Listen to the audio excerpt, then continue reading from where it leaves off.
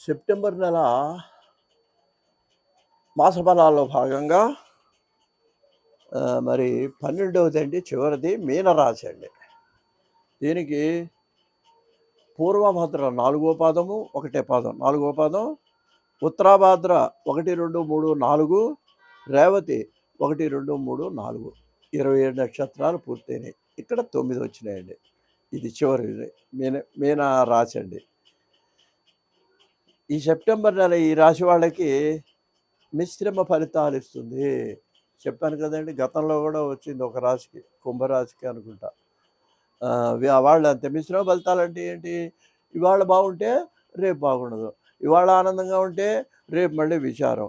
అది ఏం బాగుండదు అంటే ఆరోగ్యం బాగుండకపోవచ్చు, కుటుంబంలో ఇబ్బందులు రావచ్చు, తగాదాలు అది ఏమిటనేది మనం చెప్పలేమండి. మొత్తం మీద మన మనసు మనకు బాగుండదండి, అది ప్రధానం. అందువల్ల మీరేం వహించాలి? దీనికి సహనం వహించాలి, ఓర్పు వహించాలి. ఈ రాశి వాళ్ళు ఈ నెల ముఖ్యంగా ఓర్పు వహించాలి. అయితే ఆరోగ్యం మీకు బాగానే ఉంటుందండి, సమస్యలు తప్ప. ఆదాయానికి కూడా బాగానే ఉంటుంది, మీకు లోటు ఉండదు. అయితే ధన వ్యయం చేయాల్సి వస్తుంది కాబట్టి ఆ డబ్బు ఖర్చు పెట్టేటప్పుడు 1-2 సార్లు ఆలోచించి, మీరు పిసినరోడు అనుకున్నా మీకు నష్టం లేదండి, అప్పుల పాలైతే నష్టం. అందుకని ఎవడి కోసం ఏదో మనం గొప్పలకు పోకూడదండి. నేను పెద్దవాడిగా చెప్తున్నాను. మన స్థితిని బట్టి ఇప్పుడు మనకు ఎంత రెక్క ఉంటే అంత ఎత్తే ఎగరాలి. అదేదో పైన ఎక్కడో పక్షి ఎగిరేదని మనం ఎగిరితే ఆయాసం వచ్చి కింద పడిపోతాం కొంతసేపు. ఇది ఈ ఈ డబ్బు ఖర్చు కూడా అంతే. మన ఆదాయం ఎంత ఎవడో అనుకుంటాడు, అబ్బాయి ఆయన ఏమిటండి అలా ఉన్నాడు, ఏం ఖర్చు పెట్టండి ఏంటండి అనుకోనివ్వండి, కొంతకాలానికి వాళ్ళే తెలుసుకుంటారు. అందువలన ఎవరి కోసమో మనం డబ్బులు ఖర్చు పెట్టేయటం, గొప్పలకు పోకూడదు. అది ఒక ముఖ్యమైన విషయం అండి. అయ్యా, పనుల సాధనలో కూడా కష్టము తప్పదు. అంటే కష్టపడి అంటే వెంటనే మనకు పని అవ్వదండి. ఈ నెలలో మీకు 1-2 సార్లు ప్రయత్నం చేస్తే కానీ పనులు అవ్వవు. అంతేకాదండి, కుటుంబంలో భార్యాభర్తల మధ్య, పిల్లల మధ్య కూడా చిన్న చిన్న తగాదాలు, గొడవలు వచ్చే అవకాశం కూడా మీకు కనిపిస్తున్నది. అవగాహన లోపం దీనికి కారణం. మనది వాళ్ళకి అర్థం కావచ్చు, వాళ్ళ ఉద్దేశం మనకు అర్థం కావచ్చు. మనం దాన్ని సర్దుకోవాలి. యజమానైనా పిల్లలైనా కూడా మనం ఇప్పుడు ఈ రాశిలో ఉన్నవాళ్ళు మన పరిస్థితి బాగాలేదు అనుకొని వీళ్ళు సర్దుబాటు చేసుకోవాలండి. అప్పుడు ఈ విరోధాలు, ఈ రక్త సంబంధీకులతో వచ్చేటువంటి బాధలు, ఇబ్బందులు ఇవన్నీ కూడా మీకు తగ్గుతాయి. సంయమనం పాటించాలి ఈ రాశి వాళ్ళు, ఓర్పు వహించాలి. అయ్యా, మరి వీళ్ళకి శారీరక బాధలు కూడా తప్పవండి. కొంచెం కష్టపడాల్సి వస్తుందిగా మరి పనులకి. ఆ కష్టపడ్డప్పుడు అనారోగ్యం కూడా, చిన్న చిన్న అనారోగ్యాలు వచ్చే అవకాశం కూడా కనిపిస్తుందండి. అంతేకాదండి, మా పక్క నుండి మిమ్మల్ని ఇబ్బంది పెట్టే శత్రువర్గం లాంటి వాళ్ళు ఎవరైనా ఉంటే వాళ్ళు ఇప్పుడు ఈ నెలలో మిమ్మల్ని ఇబ్బంది పెట్టడానికి ప్రయత్నం చేస్తారు. మీరు వాళ్ళతో మాట్లాడేటప్పుడు కానీ ఇతర విషయాల్లో కానీ జాగ్రత్త వహించాలి. శత్రువర్గంతో స్పెక్యులేషన్ కొంతవరకు పర్వాలేదు, పొదుపు పాటిస్తే అనవసరమైనటువంటి ఖర్చు పెట్టేటప్పుడు 1-2 సార్లు ఆలోచించండి.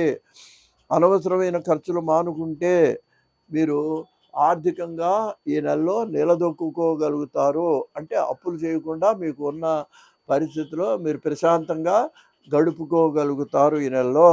అయ్యా, మరొకసారి చెప్తున్నాను, ఇది భాద్రపద మాసం కాబట్టి గణపతి ఆరాధన చేయండి. గణపతి సర్వ విధాల మీకు శ్రేయస్సునిస్తాడు. అదృష్ట సంఖ్య 6. భాద్రపద మాసం అంటే మనం సెప్టెంబర్ మాస ఫలాలని చెబుతున్నాం కదండి. ఈ సెప్టెంబర్ నెలలో వచ్చే తెలుగు మాసం పేరు భాద్రపదం అండి. ఇది ఇంగ్లీష్ పేరు సెప్టెంబర్. అంటే ఒక విధంగా చెప్పాలంటే భాద్రపద మాస ఫలాలని చెప్పాలి. అలా చెబితే మీలో చాలామందికి అర్థం కాదు. అంటే అర్థం కాదంటే క్షమించండి, మీకు రాదని కాదు నేను అంటాం. ఇప్పుడు ఇవాళ ఉన్న పరిస్థితుల్లో చాలామందికి మనం ఇంగ్లీష్లో నెలలు చెప్పినట్టు తొందరగా తెలుగు నెలలు గుర్తుపెట్టుకోలేరు. అందువలన ఈ సెప్టెంబర్ నెల అంటే భాద్రపద మాసం. మరి భాద్రపద మాసం యొక్క పరిస్థితి ఏంటి, దీని విశేషాలు ఏంటో సంగ్రహంగా మీకు మనవి చేస్తాను.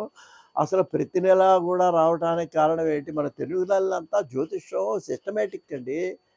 ఏదో ఇంగ్లీష్ నెలలు పెట్టినప్పుడు సెప్టెంబర్, అక్టోబర్, నవంబర్, డిసెంబర్ అలా బరబరా పేర్లు కాదు ఇవి. ఇక్కడ ఏంటంటే ప్రతి నెలకి పౌర్ణమి నాడు ఆ పేరు వస్తుందండి. చైత్రమాసం పౌర్ణమి నాడు చూస్తే క్యాలెండర్లో చూడండి, ఆ పౌర్ణమి నాడు చిత్తా నక్షత్రం ఉంటుంది అక్కడ. మొన్న శ్రావణ మాసం ఇప్పుడు జరుగుతున్నది, తర్వాత భాద్రపదం వస్తుంది. ఈ శ్రావణ మాసంలో పౌర్ణమి నాడు ఏముంటుంది? శ్రవణ నక్షత్రం ఉంటుంది పౌర్ణమి నాడు. క్యాలెండర్లో చూడండి, సిస్టమేటిక్ అది మనది. జ్యోతిష శాస్త్రం ఎవరో కల్పించి రాసింది, అబద్ధాలు చెప్పేది కాదండి. అందువలన ఇప్పుడు పౌర్ణమి నాడు పూర్వభాద్ర నక్షత్రం ఉంటుంది కాబట్టి భాద్రపద మాసము, భద్రాన్ని కలిగించేది, గణపతి ఆరాధన చేసే మంత్రం, గణపతికి పూజలు చేసే మంత్రం భాద్రపద మాసము. అయ్యా 7వ తేదీన మనకు వినాయక చవితి వచ్చింది. వినాయక చవితి ఏంటి 7 నుంచి 10 రోజులు 15 రోజులు ఇంకా అలా పండగలు చేస్తూనే ఉంటారండి. వాళ్ళ శక్తి కొద్దీ 3 రోజులు 5 రోజులు వారం రోజులు ఇట్లా చేస్తుంటారు. ఇది ఉత్సాహంగా. అందుట్లో మన భాగ్యనగరంలో అయితే అబ్బో ఎంతంత ఎత్తు, ఎంతంత విగ్రహాలు, గణపతి ఇవన్నీ చేస్తుంటాం. ఇంకా 15వ తారీఖున వామన జయంతి వచ్చిందండి మనకి. వామనావతారం, వామనుడు పుట్టిన నెల ఇది. 17వ తేదీ, అది 15, ఇది 17వ తేదీ అనంత పద్మనాభ వ్రతం అండి.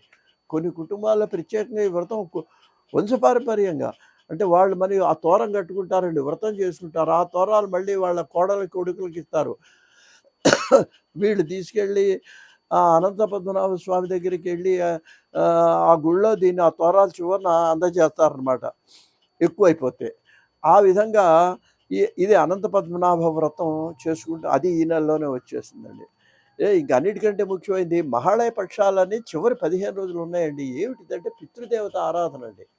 అంటే ఏంటంటే ఈ నెలలో ఏదైనా కారణాల వల్ల ఆబ్దీకం పెట్టలేకపోయినారనుకోండి, అది ఏ తిథి వచ్చిందో చూసి, అదేదో పంచమం వచ్చిందనుకోండి, ఈ చివర అంటే పౌర్ణమి తర్వాత వచ్చే 15 రోజుల్లో పంచమం వస్తుంది కదండి, ఆ పంచమి నాడు బ్రాహ్మణుని పిలిచి దానికి ఆబ్దీకం పెట్టుకోవటము, పత్రాలు ఇచ్చుకొని చేస్తే అక్కడ ఆ పాపం పోయి వీళ్ళకి పితృదేవతలు సంతోషిస్తారట. మహాలయం అంటే ఏంటనమాట, ఇది మహాలయ పక్షాలు అనేది భాద్రపద మాసంలో సెప్టెంబర్లో మీకు 19వ మనకు తారీఖులు చెప్పాలి కాబట్టి 19 నుంచి అక్టోబర్ 2 వరకు వచ్చేది మహాళయ పక్షాలు అంటారండి, 15 రోజులు. ఇది పితృదేవత ఆరాధన. కనీసం అమావాస్య నాడైనా సరే బ్రాహ్మణులకి ఇంత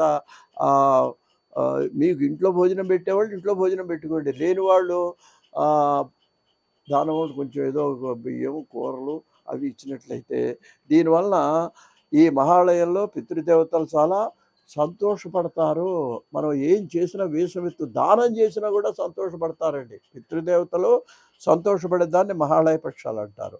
ఇంకా మీకు ముఖ్యంగా చెప్పుకోవాలంటే ఈ సెప్టెంబర్ నెల తెలుగులో చూస్తే భాద్రపద మాసం ఎంతోమంది గొప్పవాళ్ళు జన్మించిందండి. చాలా విచిత్రం ఇది. మొట్టమొదటి చెప్పుకుంటే సెప్టెంబర్ 5 ఉపాధ్యాయ దినోత్సవం అంటాం. అది ఉపాధ్యాయ దినోత్సవం ఎందుకు పెట్టారంటే సర్వేపల్లి రాధాకృష్ణ వైస్ ప్రెసిడెంట్ చేశాడు, ప్రెసిడెంట్ కూడా చేశాడు. అది సర్వేపల్లి రాధాకృష్ణ పండితుడి యొక్క జన్మదినం అండి అది సెప్టెంబర్ 5. నా అదృష్టం కానీ నా పుట్టినరోజు కూడా సెప్టెంబర్ 5 అయింది. ఇక తర్వాత సెప్టెంబర్ 10 మహాకవి విశ్వనాథ సత్యనారాయణ గారి జయంతి, అది ఈ భాద్రపద మాసంలోనే వచ్చిందండి. సెప్టెంబర్ 20 అక్కినేని మహానటుడు అక్కినేని నాగేశ్వరరావు గారి జయంతి. ఏమండి 21 గురజాడ అప్పారావు గారి జయంతి. ఏమండి 28 కవిత్వంలో అత్యద్భుతంగా రాశాడండి జాషువా మహాకవి. ఆయన్ను బతికిన కాలం ఎన్నో ఇబ్బందులు పెట్టారు, దరిద్రాన్ని అనుభవించాడు. అయినా సరే ఫిర్దౌసి, గబ్బిళ ఇట్లా ఎన్నో, అసలు ఆ పద్యాలు అద్భుతంగా ఉంటాయండి. ఆ పద్యాలు ఆయన రాసిన పద్యాలు. అటువంటి మహాకవి ఆయన జాషువా గారు పుట్టింది కూడా ఈ సెప్టెంబర్ నెల 28వ తేదీన. మరి ఈ విధంగా చూసుకున్నట్లయితే ఈ భాద్రపద మాసం అంటే ఈ సెప్టెంబర్ నెల మనకు ఎన్నో శ్రేయస్సులను ఇచ్చేటువంటిది. ముఖ్యంగా మరి గణపతి నవరాత్రుల సంరంభం ఉండేటువంటిది కాబట్టి అందరూ కూడా ఉత్సవాల్లో పాల్గొని ఆ గణపతి యొక్క అనుగ్రహాన్ని పొందినట్లయితే మనకు ఎంతో శ్రేయస్కరంగా ఉంటుంది అని మనవి చేస్తూ స్వస్తి.